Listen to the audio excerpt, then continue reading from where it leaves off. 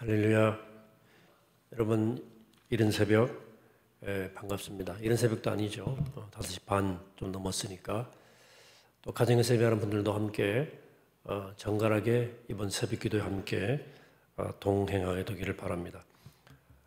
제가 재작년 봄부터 복음서를 중심으로 매주 예수님 시리즈 말씀을 진행한 적이 있습니다. 복음서를 토대로 예수님 말씀을 따라가면서 말씀 묵상은 거의 한 20주, 넉 달 이상, 5달 가까이 대장정을 했습니다. 예수님을 따라간 믿음의 여정이었습니다. 그때 저는 복음서의 주인공이 예수님 외에 또 한 사람이 있다는 것을 새삼 깨닫게 됐습니다. 예수님의 삶과 사역의 중요한 고비마다 어김없이 등장하는 사람, 언제나 예수님 가까이 있었던 사람, 바로 베드로였습니다. 복음서는 사실 예수님 12제자에 대해서 그렇게 많이 언급하지는 않습니다. 예수님이 가장 사랑하는 제자로 알려졌던 요한하고요, 그리고 예수를 배반한 가룟 유다가 한 20번 정도 나오고요, 그리고 안드레가 12번, 도마가 10번 언급되고요, 바돌로메, 야고보, 시몬, 다데오가 한 3번 정도 거론이 됩니다. 반면에 베드로의 이름은 복음서에 자그마치 120번 언급이 됩니다. 압도적이죠. 또 나중에 사도행전에 가시면 전반부에서도 압도적인 리더십을 발휘하는 인물로 그려지고 등장합니다.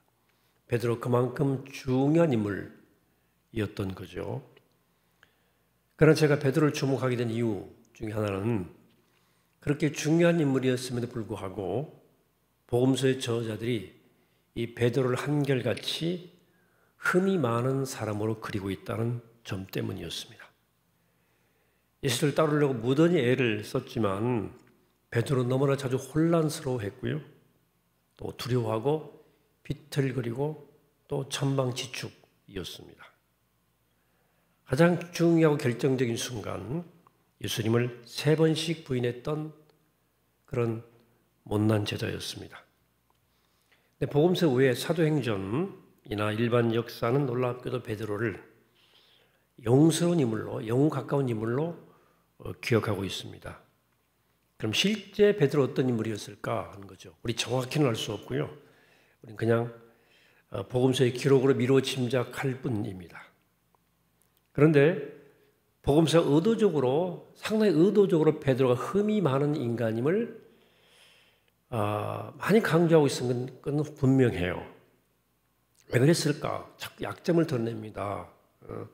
사람들은 흠 없는 사람에게서보다도 흠 많은 사람에게서 더 배우기 때문이 아니었을까 하는 생각이 드는 거죠. 저도 목사가 완벽한 것은 덕스러운 일이죠. 가끔 허물도 보여주고 2% 아니 10% 정도 부족할 때 교인들이 위로를 받더라고. 은혜도 받기도 하고요. 제가 가끔 실수를 할 때 교인들이 안타까워하거든요. 근데 제가 좀 허술할 때 교인들이 또 위로받기도 한다는 것을 제가 가끔 보기도 하거든요. 베드로의 흠결 많은 모습은 평범한 신앙인들에게 어떤 동질감을 느끼게 해주는 그런 면이 분명히 베드로에게 있어요. 그래서 많은 교인들이 자기 모습과 베드로를 이렇게 오버랩시켜서 은혜를 받는 경우가 많습니다. 그래서 그 용기를 내고 큰 결심을 하고 어려움 가운데도 예수를 따르려고 최선을 다하는 그 모습에서 어떤 더 큰 격려와 어떤 더 큰 도전을 받게 되는 것이다 하는 생각을 하게 되는 거죠. 한마디로 복음서의 저자들은 이 베드로를 모든 신앙인의 자화상 같은 인물로 소개하려고 하는 것입니다. 우리 신앙인들의 자화상 같은 인물이 베드로예요. 영웅도 아니고 그렇다고 해서 무슨 아주 루저도 아닌 부족하지만 안간힘을 쓰는 한 평범한 인간의 모습을 보여주는 거죠. 따라서 우리가 복음서에 소개된 예수 베드로 이야기를 묵상하면서 우리 자신의 모습을 비춰볼 수 있는 거거든요. 그리고 이번 특별 새벽기도 5회간에 걸쳐서 이 베드로 이야기를 집중적으로 다룰 것입니다. 물론 우리가 잘 아는 얘기들이에요. 익숙한 스토리입니다. 그래서 여러분들이 잘 알기 때문에 조금 더 익숙하게 마음을 열고 다시 한번 은혜를 받고 내 모습을 거기서 발견하게 되는 그런 기회가 됐으면 좋겠습니다. 그래서 비록 흥이 많기는 한 그런 사람이지만 신실하게 예수를 따라오자 했던 베드로를 통해서 거울처럼 보고 나를 발견하고 또 내가 새롭게 다짐하는 기회가 됐으면 좋겠다는 생각을 하고 말씀을 진행합니다. 베드로는 갈릴리 호수 북쪽에 나라 있는 벳세다 출신입니다. 어촌마을, 어부 출신이었습니다. 당시 유대 사회는 은밀한 계층 구조가 있었는데요. 최저층에 해당하는 암하레스라고 불렀어요. 이들을. 암하레스는 보통 가난하고 교육을 못 받은 저소득층을 가리키는 말이었고 특히 율법을 잘 지키지 않는 사람들로 해서 이 정규 유대인들로부터 업신여김 받았던 사람들입니다. 갈릴리 어부들은 전형적인 암하레스였습니다. 후일에 이 아마레스 출신인 베드로가 세례인들 설교를 하는 것을 보고 사람들이 놀란 이유가 거기 있었던 거. 저 어부 출신 아니야? 아마레스. 어느 날 예수께서 가버나움 근처에 게네사렛 호숫가에서 말씀을 전하시는데 사람들이 점점 몰려서 호수 쪽까지 이렇게 밀리고 있었어요. 근데 저쪽에 배 두 척이 있고요. 어부 몇 사람이 배에서 내려서 그물을 씻고 있었습니다. 예수님이 그 중에 한 사람인 시몬에게 다가가셔서 배를 좀 못해서 좀 떼고 내가 그 배에서 말씀을 전하면 안 되겠냐 이렇게 부탁을 하셨어요. 그 방법이 밀려오는 군중들에게 떠밀리지 않고 그들을 향해서 말씀을 전하기 효과적이었을 것으로 생각이 됩니다. 자, 어부들이 아침에 그물을 싣고 있었다는 것은 밤새도록 배를 탔다는 얘기고요. 또 잠을 한숨도 못 잤다는 얘기가 되겠습니다. 게다가 물고기를 한 마리도 잡지 못했다는 것은 기분이 썩 좋지 않고 더 감정적으로 피곤한 상태였음을 뜻합니다. 그래서 빨리 그물을 정리하고 집으로 가려고 하던 참이었습니다. 그런데 젊은 랍비를 중심으로 사람들이 꾸역꾸역 몰려들고 급기야 그 랍비가 배를 좀 잠깐 빌려달라고 요청을 한 것입니다. 베드로는 아마 사람이 좀 성격이 좋은 사람이었던 것 같아요. 까칠하지 않고. 그 피곤한 중에도 군말 없이 젊은 랍비의 부탁을 들어주었어요. 어쩌면 예수에 대한 어떤 호기심이 있었을 수도 있겠죠. 어쨌든 그날 베드로는 자신의 배를 예수님 말씀을 전하시도록 내어드립니다. 예수님 그 배에 앉아서 말씀을 다 전하시고 나서 베드로에게 뜬금없이 이상한 말씀을 하시는 거죠. 오늘 4절입니다. 너 깊은 데로 가서 그물을 내려 고기를 잡아라. 좀 황당한 말씀이죠. 경험적으로 먼 바다 잘 안 나가거든요. 그 어촌에 그 영세한 작은 배를 타는 영세한 어업을 하는 어부들은 깊은 곳까지 내릴 만한 거대한 그물망이 없었어요. 못 만들었기 때문에. 따라서 가까운 해안에 그물을 던졌고 깊은 곳에서는 고기를 웬만하면 안 잡았어요. 원양업을 안 했다고 말입니다. 게다가 지금 너무 피곤했고 그물을 전부 깨끗이 씻어놓은 상태여서 다시 바다로 나갈 상황도 아니에요. 하지만 베드로가 무언가에 알 수 없는 힘에 끌려서 이렇게 대답합니다. 5절입니다. 선생님, 우리들이 밤이 새도록 수고하였을 때 잡은 것이 없지만 말씀에 의지하여 그물을 내리리라 그랬어요. 그런 말씀 다음에 그들이 그대로 하니까 그물이 찢어질 정도로 물고기가 잡혔다는 거죠. 베드로가 이걸 보고 예수 앞에 엎드려 고백하죠. 주님, 나를 떠나소서, 나는 죄인입니다. 주님께서 말씀하셨죠. 베드로에게 두려워하지 말아라. 이제부터 네가 사람을 취하리라. 이제부터 너는 사람을 낚을 것이다. 이렇게 말씀하셨다는 얘기죠. 인생을 살면서 무언가 알 수 없는 힘에 끌릴 때가 있어요. 전혀 말이 안 되는데 마음이 움직일 때가 있다 그 말이에요. 일종의 콜링입니다. 부르심이에요. 여러분, 마음이 움직인다는 것은 그렇죠? 머리가 시키는 일이 아닙니다. 마음이 시키고 영혼이 시키는 일이에요. 그럴 때는 저항하지 말고 마음이 시키는 대로 순종할 필요가 있습니다.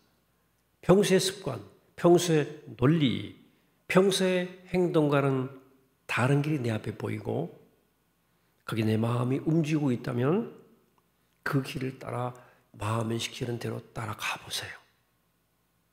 그 길을 따라가면 여러분 인생에 새로운 문이 기다리고 있을 것입니다. 그 문을 열 수 있으면 여러분들의 인생에 새로운 길이 시작되는 거예요. 소명의 길입니다. 베드로는 우리들이 밤이 맞도록 수고하였을 때 잡은 것이 없지만은 이라고 말했거든요. 밤새도록 애를 썼지만 아무것도 못 잡았다 하는 이 문장은 우리들의 인생에 대한 아주 적절한 은유를 담고 있습니다. 아침부터 저녁까지 우리는 정말 열심히 살아가면서 일하며 살아갑니다. 여러분 그렇지 않습니까? 여러분 우리 한국 사람들 대부분 나름대로 열심히 살아왔지 않나요? 나름대로는 그렇지 않나요? 우리 나름 열심히 살아가고 있지 않습니까? 근데 왜 삶은 여전히 허전합니까? 왜 아무것도 잡지 못한 것 같은 느낌이 가끔 문득 듭니까? 밤새도록 애를 쓰고는 있던데 과연 내 인생은 충만한가? 행복한가? 우리 인생 길은 바른 길로 가고 있을까 하는 거죠. 여러분 밤새도록 애를 썼지만 아무것도 잡지 못했다는 고백은 베드로만의 고백일까 하는 겁니다. 누구의 고백입니까? 혹시 우리의 고백은 아닐까? 밤새도록 그물질했는데 잡은 게 없네. 베드로는 피곤했고 집에 가서 쉬고 싶었을 것입니다. 그러나 그날은 이상하게도 지금까지 자신의 인생을 이끌어왔던 욕망과는 무언가 다른 끌림을 강하게 느꼈던 거죠. 예수님께 이렇게 말했습니다. 예수님 밤새도록 아무것도 잡지 못했지만 주님 말씀을 따라서 그물을 내리겠습니다. 그렇게 얘기했어요. 여기 밤새도록 아무것도 잡지 못한 곳은 내 상식과 내 지혜와 습관으로 살아왔던 옛삶의 지점이고 예수님 말씀을 따라 그물을 내리는 곳은 이전과는 다른 새로운 삶의 영역이에요. 예수님은 오늘 베드로에게 밤새도록 애를 써도 아무것도 잡지 못하는 옛삶을 떠나서 그물이 찢어지도록 풍성하게 물고기가 잡히는 새로운 삶을 시작해보라고 초대하는 거예요. 그리고 거기에 그물을 던져보라는 거예요. 베드로는 밤을 꼬박 새웠지만 아무것도 잡지 못했던 그 똑같은 바다에 다시 그물을 내렸어요. 물론 똑같은 바다지만 베드로가 그물을 던지려는 곳은 얕은 곳이 아닌 깊은 곳이었죠.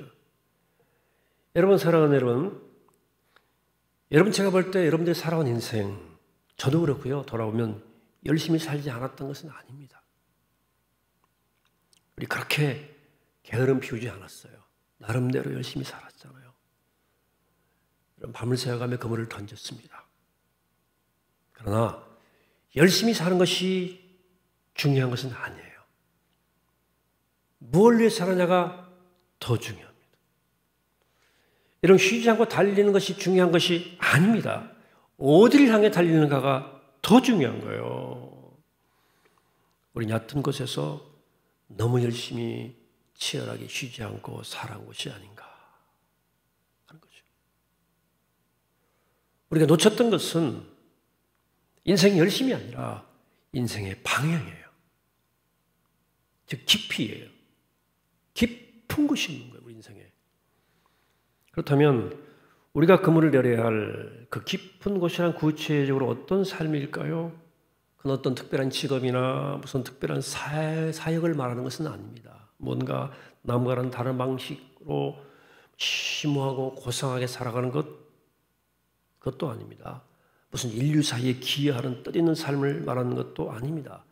예수님께서 우리에게 그물을 내리라고 말씀하신 깊은 곳이란 한마디로 사람을 낚는 삶이에요. 뭐라고요? 사람을 낚는 삶입니다. 엄청나게 많은 물고기를 잡은 후에 베드로가 주님께 고백하죠. 주님 댁에서 떠나주십시오. 나는 죄인입니다. 그때 주님께서 대답했어요. 이렇게 두려워 마라. 이제부터 너는 사람을 취할 것이다. 너는 이제 사람을 낚을 것이다. 여기 사람을 낚는다는 말은 사람을 구원한다는 뜻입니다. 근데 사람을 낚는다는 말은 흔히 전도로 생각이 되지만 전도로만 생각하지만 보다 근본적으로 넓고 그 뜻에서 생명을 살린다는 뜻이에요. 사람을 낚는다. 따라 다시 말해 사람을 사랑하고 사람을 용서하고 사람의 삶을 회복시켜주고 다시 생명을 불어넣어주는 모든 일을 뜻합니다. 이게 사람을 낚는 일이에요. 사람을 사랑하고 사람을 용서하고 삶을 회복시키고 다시 생명을 불어넣어주는 일, 그것은 바로 예수님이 하셨던 일입니다. 예수님이 하나님의 나라 운동을 통해서 이루려고 했던 일이 바로 이것입니다. 예수님이 이 일에 베드로를 초청하신 거예요. 또 우리를 초청하셨어요. 우리가 세상에서 출세하고 성공하고 돈 많이 벌고 인정받는 것 중요하죠. 왜 중요하지 않겠습니까? 우리가 그러나 인생이 밤이 다 새도록 끝없이 그렇게 얕은 바다에만 그물을 던지고 산다면 어쩌면 우리 인생에서 정작 중요한 것은 아무것도 거두지 못할 수도 있다. 여러분 기억하시기 바랍니다. 베드로는 아마레츠였어요. 돈도 없고 배운 것도 없고 사회적으로 좋은 대접을 받았던 사람이 아닙니다. 말하자면 세상적 기준으로 볼 때 어떤 자격을 가진 사람이 아니었어요. 그러면서 주님은 그를 하나님 나라의 동역자로 초대했어요. 깊은 곳에 그물을 던지는 삶으로, 사람을 낚는 삶으로, 사람을 용서하고 사람을 사랑하고 사람을 회복시키고 생명을 살리는 삶, 정말 살만한 가치가 있는 삶, 그 가슴 뛰는 삶으로 그를 초대하신 거예요. 주님은 오늘 우리를 이런 삶으로 부르신 겁니다. 이게 콜링이에요. 우리를 그렇게 그런 삶으로 초대하는 거예요. 부르시는 거예요. 우리에게 소명을 주는 거예요. 우리에게 소명을. 깊은 곳으로 가라 그물을 내려라. 갈릴리 바다에서 베드로를 부르신 하나님은 우리를 그렇게 부르시는 겁니다. 사랑하는 여러분, 이런 주님의 부르심, 이런 삶으로 부르시는 주님의 소명에, 주님의 초청에 응답하시지 않으시겠습니까? 부디 오늘 첫 시간인데요. 하나님이 초청이 있어요. 우리에게 초청이 이상하게 내 가슴 울리는 초청이 있을 겁니다. 그 초청에 응답해서 우리 모두 이렇게 대답했으면 좋겠어요. 주님, 제가 내 인생 밤새도록 애랬었는데 아무것도 못 잡았네요. 아무것도 못 잡았는데 이제 주님 말씀을 따라서 깊은 곳에 그물을 한번 내려보겠습니다. 라고 대답하시기 바랍니다. 여러분 깊은 곳 한번 그물을 내리세요. 사람을 사랑하고 사람을 회복시키고 생명을 살려내는 그 부르심의 삶, 가슴 뛰는 삶, 사람을 낚는 어부로 살아가시기를 바랍니다. 이 소명의 길을 걸어가므로 평범했던 어부 베드로는 사람을 낚는 위대한 인물이 되었어요. 바라기는 우리도 주님 말씀을 따라 깊은 곳에 그물을 내림으로 사람을 낚는 거룩하고 위대한 삶을 살아가시는 복된 여러분 되시기를 이 아침에 주 이름으로 간절히 축원합니다. 기도하겠습니다. 거룩하신 아버지 하나님, 주님 밤새도록 애를 썼는데 돌아보니 아무것도 잡지 못했습니다. 이제 주님께서 이끄시는 주님 말씀을 따라 깊은 곳에 그물을 내리겠습니다. 이제 우리의 삶의 걸음을 소명으로 주의 부르심을 따라 살겠습니다. 사람을 낚는 업으로 살겠습니다. 고백하며 이 믿음의 길을 잘 걷는 주님의 복된 자녀가 되게 하여 주옵소서. 감사드리옵고 예수 그리스도 이름으로 기도하옵나이다. 아멘.